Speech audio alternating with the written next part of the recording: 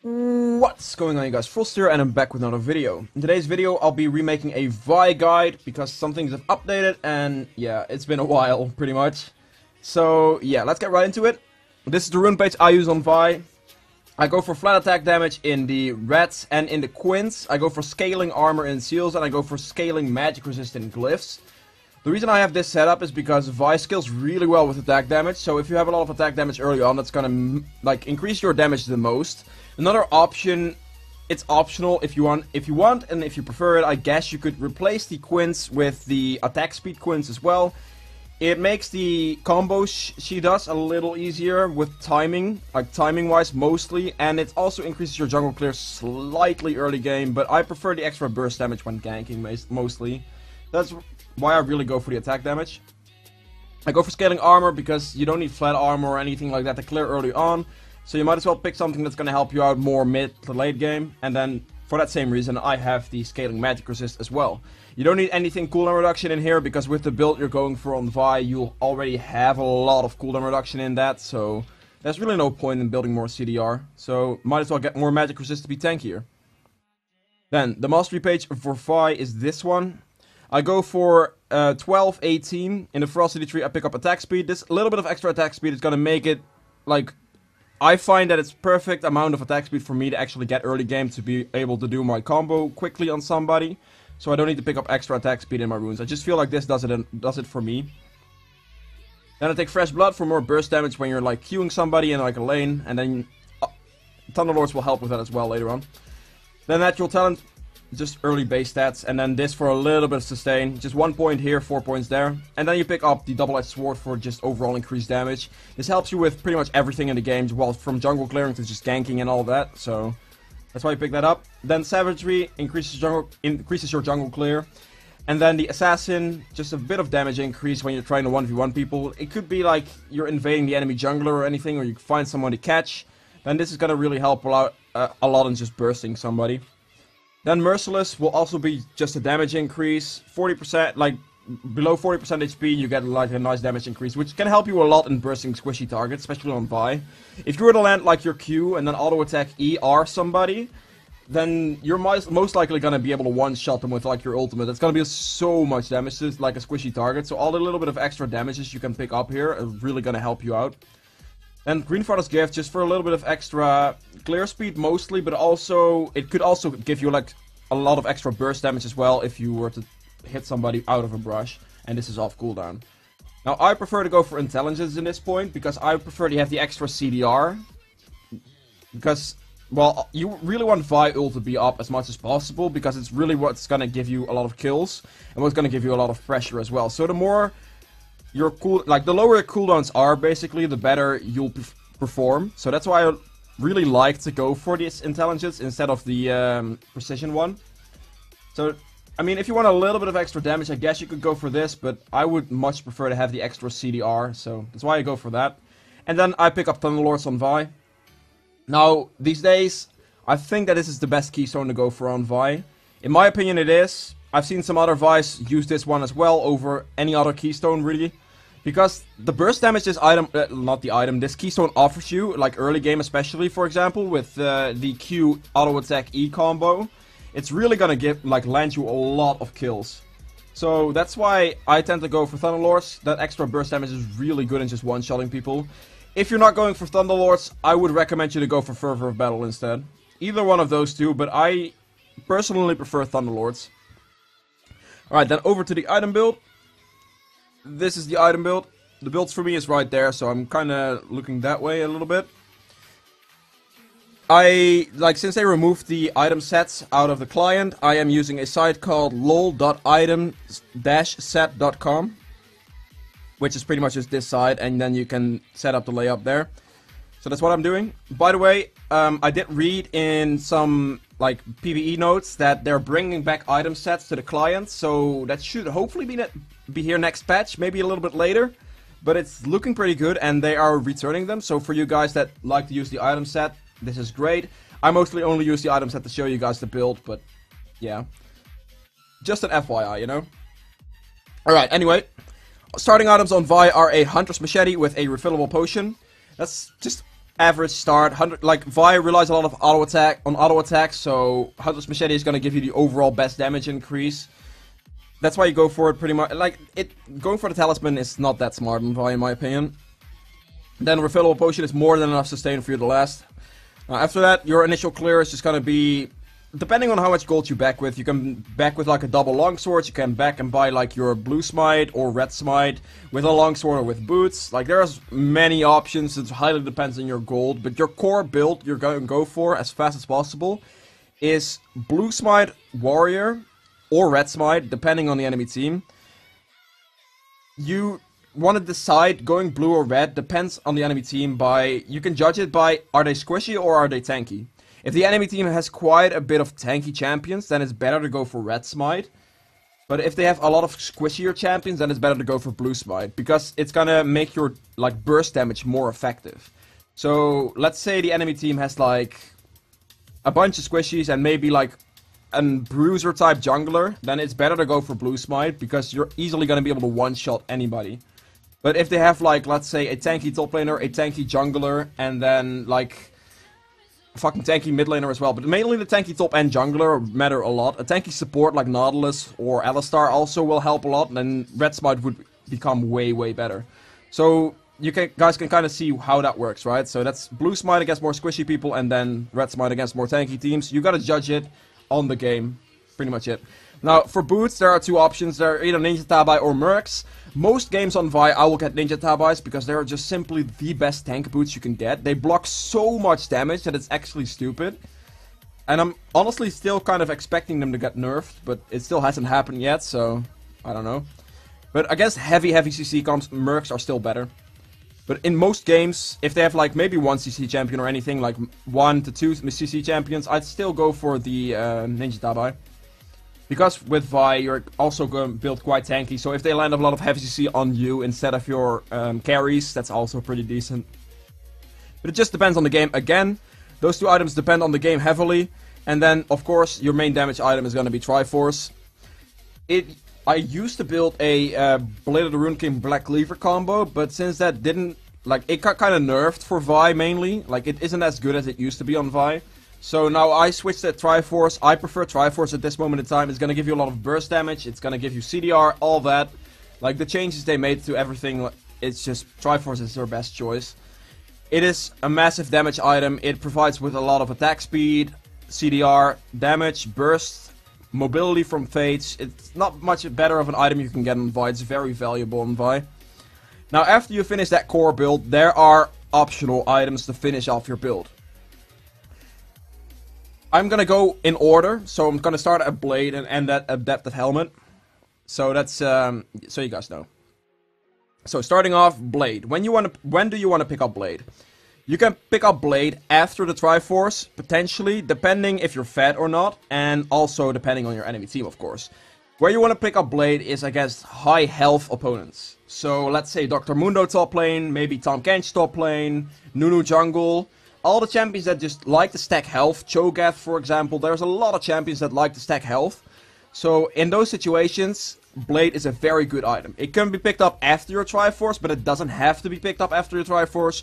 You can also pick it up way later after maybe building 1 or 2 tank items. But it's completely depending on if you're scaling, if you're like snowballing, that's all that. It's just, you want to pick up a Blade against high health opponents since it's going to just help you burst them down. Also, it will provide you with lifesteal, which makes you, like, way tankier in fights and prolonged fights as well. So that's another option. That's when you want to pick up Blade. Now, Ma is just a scaling, like, if you're doing well type of damage item to go for if you need magic resist. If that sounds, like, decent to you guys. So if you're doing pretty well, and you need some magic resist against the enemy team, let's say you have an AP top and an AP mid, you might as well just pick up that magic resist, and this can come in the form of a Ma if you're doing well. So if you're like snowballing it up, if you're getting a couple kills, then Ma is a very good pickup as a magic resist item for Vi, because she does scale really well with attack damage. In those situations you want to pick up Ma. Now Randuin's is really good against crit champions like Yasuo, like pretty much every single AD carry. So if enemies have champions that depend on crit and they're doing pretty well, then Randuin's can be a very good pickup after Triforce as well. It just really depends. Now another great item is Sterex. With the buff Sterex recently got, it's actually insanely strong to just pick up. It is good against like single comp burst or like burst comps, you know. So let's say you have like a burst mage in mid lane, and then the top laner is also kind of burst champion, Jace maybe, or anything like that. Then Sterex is really good to give you a lot of tankiness against that. Plus, it also increases your damage quite a bit. So Sterex can be picked up in those situations as well. Usually what I go for after Triforce in most games is a Sterex. This is mostly the item I get because it does give you the extra HP, it gives you burst prevention, so you are quite a bit more tanky. Plus, combine it with your Ninja Tabis, you're going to be even more tanky. And then it's also going to give you a nice damage increase. So that's most games, this is the item I'm going for after Triforce. And that's the item I'll leave in that slot for now. Now, when do you want to pick up Warmox? Warmox is a really good tank item to give you a lot of health, plus a lot of sustain. As soon as Warmox starts kicking in with all the healing it provides, because as you can see here, unique passive grants a lot. If you have at least this amount of health, it restores a lot of maximum health every second. Like, look at the amount of wow, I'm struggling here. Look at the amount of restoration you get through your health bar. This is insane. Like, this item is going to allow you to sustain a lot, plus it gives you a lot of base health regen as well, and just overall health. It's really easy to get over this amount of health on Vi, the 2750. Easy. No problem. As soon as you pick up that Warmox, you'll already have the required health to be over what you actually need. Especially if you combine the item with the Sterex, because if you pick this up before, you're going to easily make enough HP. So this item combination right now is very strong on Vi, and it is what I do most games, to just be as tanky as possible against pretty much everybody.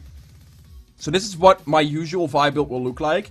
It will be very, very strong damage-wise, because you gain a lot of damage from Sterex, of course Triforce and Warrior. That's going to provide a lot of damage, and then the Warmox is going to give you insane amounts of sustain to be able to go in and then walk out on like low HP, wait a little bit, and then walk in again on like full HP. So that's really, really good. Also, if you want to go for like Barons after fights, Warmox are going to help you out a lot in those situations as well. Now, as a final item in this in my usual game build, I tend to go for the Gargle Stone Plate. These days, this plate is really good for both armor and magic resist.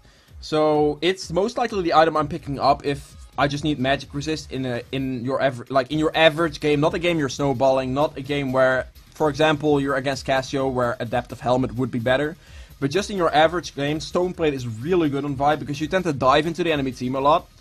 And as soon as you dive in and one-shot the AD carry, which is not too hard with Triforce, like all you have to do is just ult him and then auto-attack, EQ, auto-attack, and then you're most likely going to finish him off with an E. That's mostly what's going to one-shot AD carries, unless you get exhausted or like polymorphed or anything like that.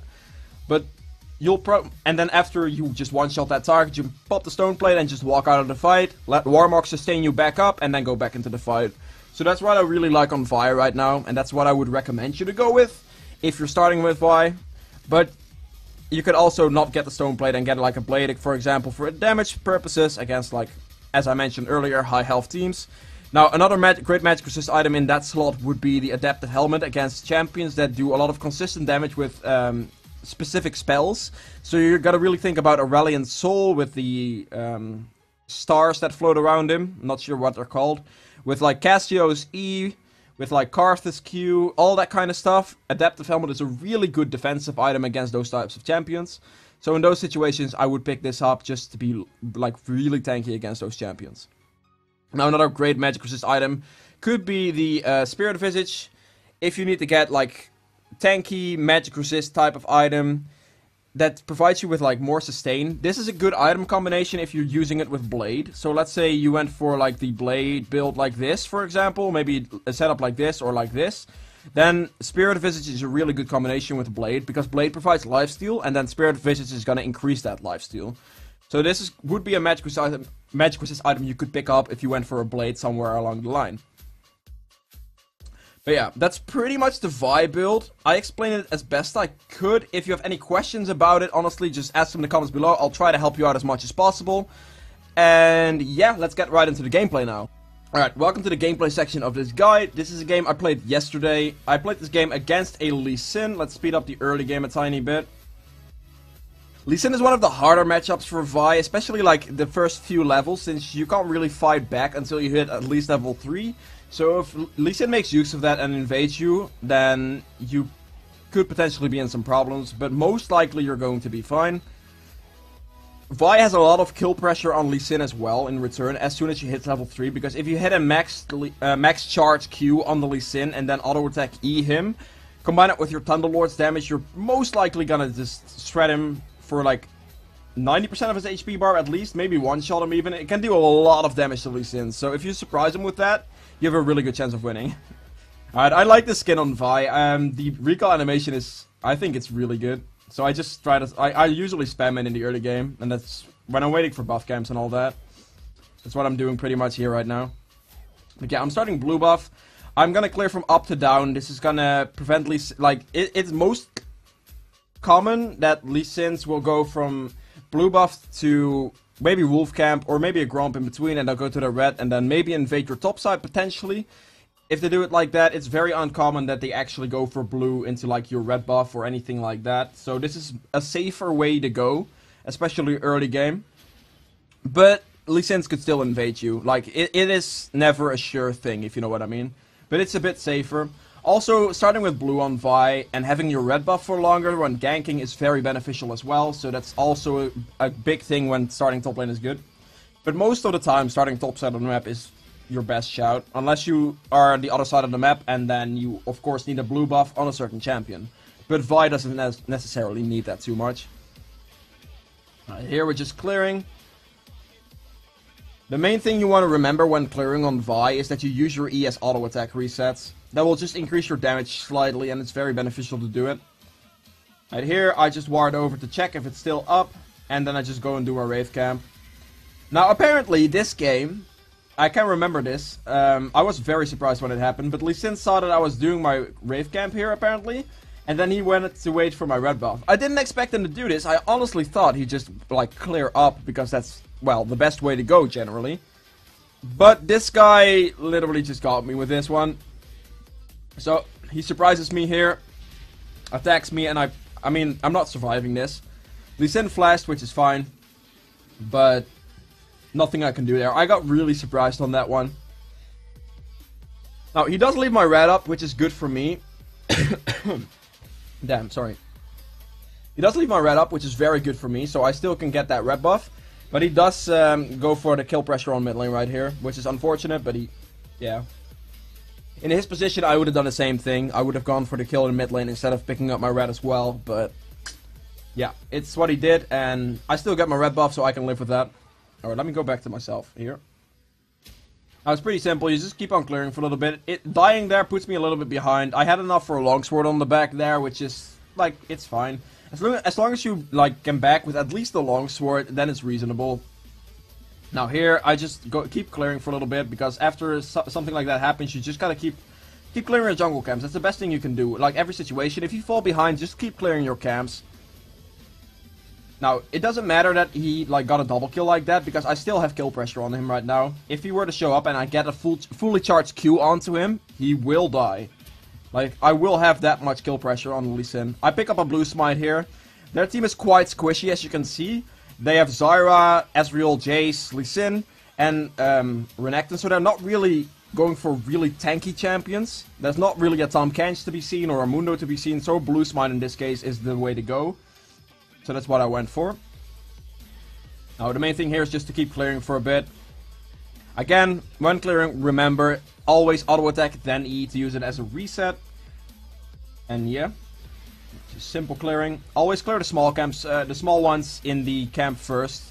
Especially this camp, to just avoid a lot of damage you can take. I am kinda close to hitting level 6 right here, but it's not quite there yet. Getting level 6 on Vi is a very big milestone here. Oh wait, actually something's going down here. It looks like Jace is roaming bot lane, but I was standing in the brush, so I spotted him. Fight's going on bot lane right here. Wait, my client... Alright, let me rewind that a little bit. My screen was kind of fucked up there. Alright, so we spot Jace here. He walks down. I walk down with him to try and cut him off right here. So I knew it was going to be about here, so I start charging my Q without even seeing him. I see him walk here, and then I just Q, auto attack, E, one-shot the guy.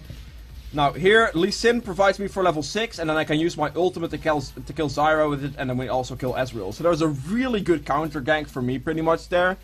And the fact that I hit level 6 here as well provided me with the free kill on Zyra, and then we kill Ezreal as well. So, for me standing in this brush right here and seeing that Jace walks down, I could just walk down with him, and then it turned out to be really good for us. Now back to myself. I pick up my warrior jungle item here. That's a big damage spike on Vi. Again, you have to remember that Vi skills insanely well off of attack damage. So having like your jungle item like this is a really big power spike. It's gonna allow you to just deal insane amounts of damage to targets. Now here I check if it's warded, because I'm going for the gank on top lane here. Right, I smite the guy, I slow him down. Darius just walks up to him and we just kill him straight up. Wasn't that impressive, it's just like a straight up gank. Alright, Lee Sin is going bold. I am going back apparently. I'm not sure what I'm backing for. I pick up boots with the Hunter's Potion. Interesting. Hunter's Potion is decent on Vi. It's not necessary, not that necessary, but it allows you to spam your spells a little bit more when clearing. I tend to pick it up as soon as I have like an awkward back, if you know what I mean. Like for example, this back apparently. I can just pick that up instead of picking up a longsword and have a little bit more sustain throughout the game. You might as well invest the money you have at that point. I don't think it's that worth it to not buy it. Oh wow, I accidentally eat the big one there. If I just eat the small ones, then I would have one-shot all of them at the same time.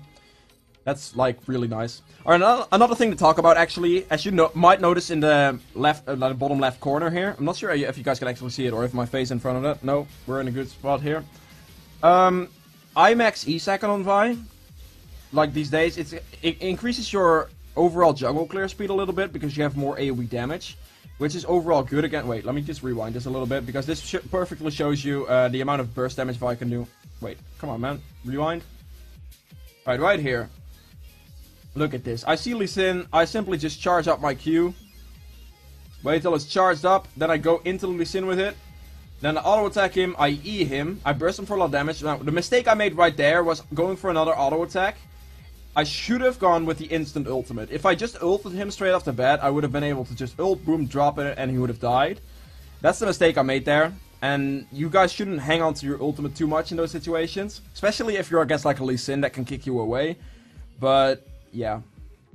That's the mistake I made. Now, things are getting quite sticky here, but I get the Q to the side, which... like, Renekton can't block that. Take a lot of damage from Jace there, but I flash out, and I think I make it out on this one. Yeah, I do make it out on this one, not bad. But the mistake I made there was really just not ulting Lee Sin instantly. As you can see, like, the burst damage I had on the guy was insane. Now here, all I do, by the way, all I do for this gank here... I am really low, so I don't want to be inside of Renekton's dash range. To where he could just one-shot me. So I am just here for a little bit of pressure, so he can't really walk this way that easily. And then I'm just gonna wait around for a little bit until Darius gets a couple of stacks on the guy, and now I just charge up my Q, and then as soon as he dashes towards me, I hit him, and then that's how you kill him. Going in on him straight up would have been really greedy and would have resulted in my death, since he can one-shot me at this HP. So you guys have to be really careful with that. Unlike any champion when you're ganking, you only want to like put out the pressure when you need put out the pressure, and not just to put out the pressure and then die for a gank. Now here I think we're just looking to pick up a turret, or maybe like... I think we're looking to pick up a turret here, because we knew Renekton's teleport was down. So I think we're just like going all in on this. They get bot turret first though, but we pick up the top turret here at the same time, so that's pretty much 2 turrets at the 12-minute mark, which is really good. Oh wait, actually we also have the mid turret. I didn't even notice that, honestly, holy shit. And here I'm just waiting in the brush, because if Darius baits the Renekton towards him, I can just like fully charge a Q into him, and then he's most likely just gonna lose instantly. He's gonna just get one shot here. Alright, so this is where it's gonna happen. Boom, my Q does a lot of damage to the guy, and then I ult him, and like he's just gone. Like the amount of burst damage Vi has, especially combined with Thunderlords, it's insane, as you just saw. Like, I just fully charge the Q, auto-attack E, ult him, and he loses his entire HP bar. You can do that to literally any champion that builds kind of damage early. If you're against tanks again, it doesn't really work that effectively, but against any type of damage champion, it is really good. Now here I have a back of Ninja Tabai with my Sheen. I pick up an early Ninja Tabai this game because they are pretty much full AD. They have a Zyra, and Zyra puts out a lot of AP damage. But picking up early Ninja Tabis against that team is really fucking good. Just because of the fact that 480 champions, and if you're just avoiding Zyra a little bit, then there's not really any magic damage you will be taking. Now here, just like a little bit of farming. Team is fighting in mid lane, looks like. I mean, they're just straight up winning it at this point. Like, we had the, from, like, Lee Sin invading me early, I got a lot of, like, decent ganks and counter ganks in on Vi. And that put us pretty much in a good spot this game. I'm still, like, picking up as much farm as I can, because there was really no point in me going to that team fight at this stage. They already won it, and then there was nothing for me to get. So I might as well just pick up a couple of camps here.